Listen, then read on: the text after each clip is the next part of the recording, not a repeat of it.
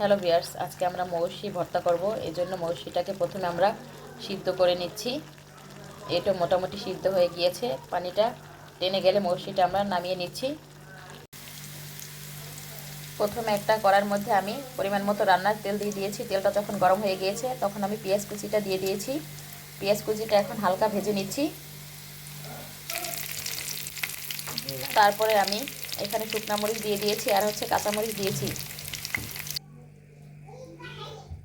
এরপরে আমি এখানে ছোট ছোট চিংড়ি মাছ দিয়েছি। এখন আমি সবগুলি উপকরণ ভালোভাবে ভেজে নিচ্ছি।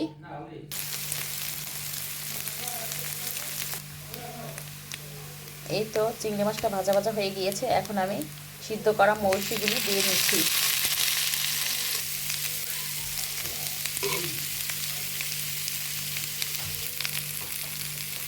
এখন আমি এর মধ্যে স্বাদ মতো লবণ দিয়ে দিয়েছি। লবণ দিয়ে ভালোভাবে মিশিয়ে নিচ্ছি। এই তো সবগুলি উপকরণ ভাজা হয়ে গিয়েছে। এখন আমি ভর্তাটা বেটে নিচ্ছি শিলপাটায়। এই তো আমার তৈরি হয়ে গেল মৌসি ভর্তা রেসিপি।